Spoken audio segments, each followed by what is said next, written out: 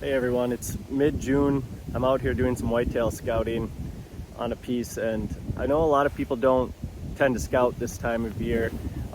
It's really green out here right now and everything, and you're not looking for rut sign and things like that. That's not going to jump out at you at this time of year when there's so much green foliage up. But what I like to do at this time of year is come out and see if I can find spots that I think that bucks would typically be bedded in.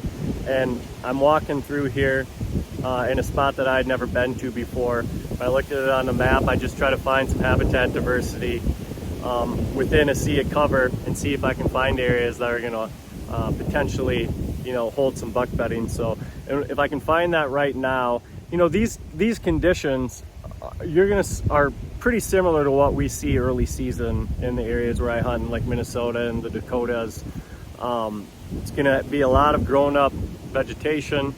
So you're trying to pinpoint those little areas within cover that can potentially hold a buck. And when I'm coming through here right now, I just kicked up a buck. You can see it had just started. It had, a tiny little rack and velvet that had started. And it's just such a cool spot that I found here that's your typical buck bedding area. So things you can kind of look for, because it offers them just a number of things they're looking for at this time of year when it's hot out, similar to how it could be hot, in those early portions of the season when you're hunting. So I'll turn the camera around here and just show you where he was bedded and show you what it all offers him. All right, so here's the bed that buck was in. And you can see, I shouldn't say you can see it because it's probably hard to see in the video, but this is nothing more than a tiny little elevated mound that's up about 3-4 feet above the surrounding terrain, and it's surrounded by water. So I had to walk through. It's been a wet year. I actually was my intentions were to come in and try to cross here. Sometimes there's water here, sometimes there's not, but it's been a wet year, so there is water here. So my intentions were to cross and potentially get into a different area. I realized that, okay, it's really high right now. So I just decided to kind of walk into this cover here. This is surrounded by just grassland cover, cattails, things like that. But I walked in here and I was walking this transition along up in there, and there's some other bedding up in there. I found some different scattered beds, 2-3 beds up in that cover over there. And I just kind of kept walking, and all of a sudden that deer busted out, and I could see it was a big body deer, rack starting, like I said, as it's growing up here in velvet, and he shot out that direction. But so I just wanted to find where he was bedded, and I came through. I had to cross, not a lot of water. I was able to kind of hop across it, but there's a little bit of, it's wet enough to where it's wet down in here, and then it just elevates a little right here onto this mound, and he was bedded right here, and it's got everything he needs at this time of year. In these hot conditions, he gets thirsty. He literally gets up, walks 3 feet, gets a drink of water.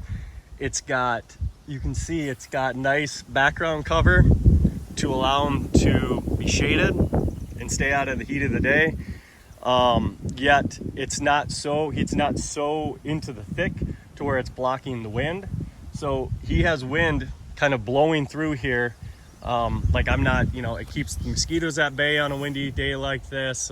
It's just another thing that keeps them a little bit cooler and stuff. So, yeah, and then like just being surrounded by the water here, he's going to be able to, it just gives him a little bit added layer of protection, against predators, maybe a coyote coming through or whatever it might be, or, a lot of times it's going to keep people out of these areas too. So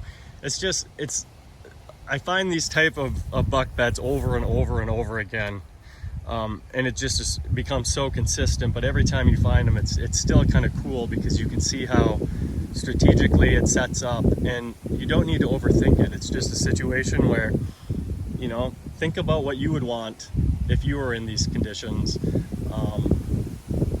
If it's hot out, you would want to be in a situation where you're shaded and you have access to water to drink. It's not going to be a lot of different for for deer in general, and bucks are going to find areas like this that, the bigger deer are going to find areas that are convenient like this for them, where they can actually come in and they'll push younger deer out of these primary spots that offer the best of basically everything that they can get in these little areas. So this area, again, you see it consistently has everything that a buck would want. It's got habitat diversity.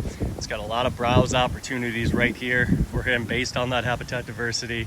It's got water right here for him, shaded cover. So this is a spot where I know, like, you know, will he be here when I come out hunting in early September? I don't know, but it's an area that I can monitor and think about and know that, yeah, there is a good area here potentially during the early season where a good buck could potentially be bedded. So just kind of fun to be out here and see a buck jump up like that, and find an area like this again. So if you get a good day to do stuff like this, conditions are perfect for scouting today. It's not too terribly hot out, too windy to, you know, at least for me, to want to go fishing on the water and stuff. So I decided to come out and do some scouting, and it kind of immediately paid off here. So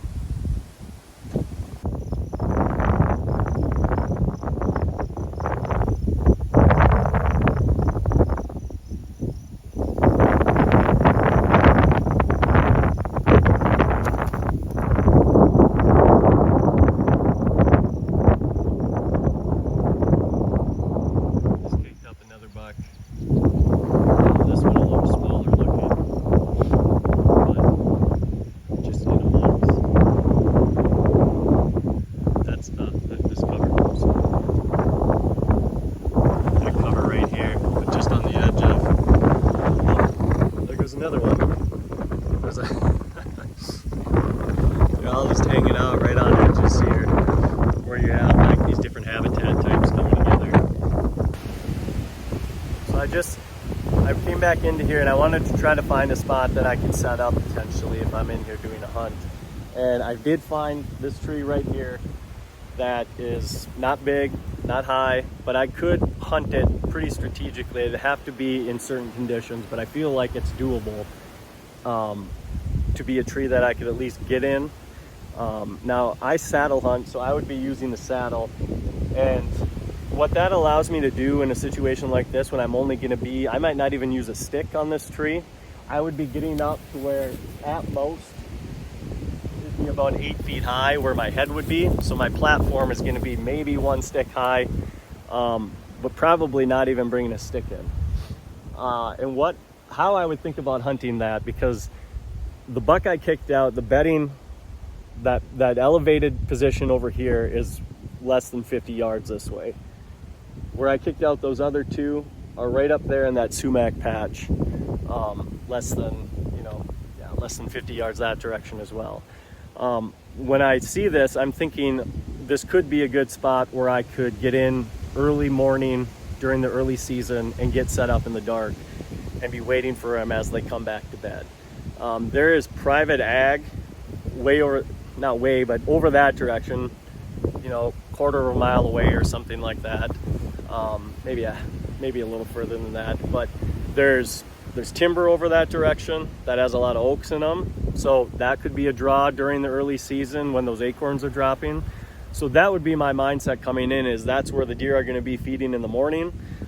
They're going to want to slip back here. They've got cattails all around me here where they can kind of slip along and feel safe, because they're going to be traveling. Even if they were traveling after, right after daylight, if they have security cover that they can disappear into, they'll be on their feet and moving and stuff during the early season. I mean, the idea that you can't shoot a good deer in the early season in the morning, I think it kind of runs prevalent a lot of times in bow hunting circles. But deer are on their feet if they feel safe to be on their feet, and that means you need to get into the security cover with them. And so you need to, at times, make a strategic play to try to come in and get into a bedding area like this with them. So that would be the ideal situation for me.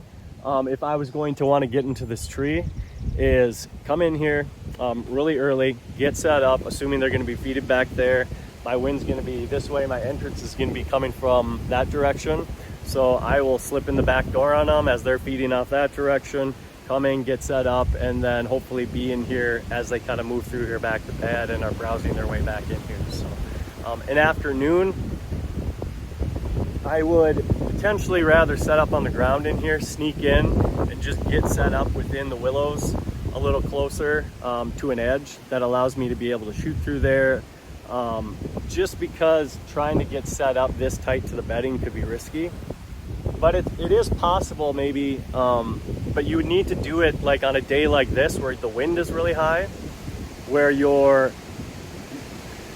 it's really loud out here right now. These deer that I bumped up today, I was right on top of them when they actually bolted out of here. Now you come in on a hunt, you know, you're acting a lot different. You'd be doing things strategically, moving slow, really slow movements, not getting high in the tree so that they can see me getting up there, and getting too high and stuff. That's the advantage in the early season, is you've got foliage to work with, but you need to work with it under specific conditions a lot of times. So if I'm trying to get really tight to a bed, like I know the beds are tight to this tree right here, I would come in on a windy day, try to use that wind and move during wind gusts, things like that, as I'm getting set up, and yeah, use those conditions to my advantage to try to get in here without getting busted. So yeah, using that wind and then just not getting high in the tree. And then if I got a deer comes in, I know that I can strategically be in the saddle on my platform and set up, and I will, if it, say a deer is coming this direction, I will have my bow like this in hand, and I will use the tree like this and hunker up close to the tree to use it and just kind of blend in until my position comes to where I can draw and just lean back and make that shot. So I'm never ever over, I mean, I am very seldom 15 feet high in a tree using the saddle. I shot a buck in North Dakota 2 years ago on opening weekend. I was 8 feet high, very similar to what this situation would be, and he was 2 yards away from me to my left. The biggest concern there was being able to draw, but he ended up looking the opposite direction of me and allowed me to draw and stuff. So you can shoot deer with a bow without being too high, especially in that early season when there's just a lot of cover and your background cover tends to be pretty good and stuff. So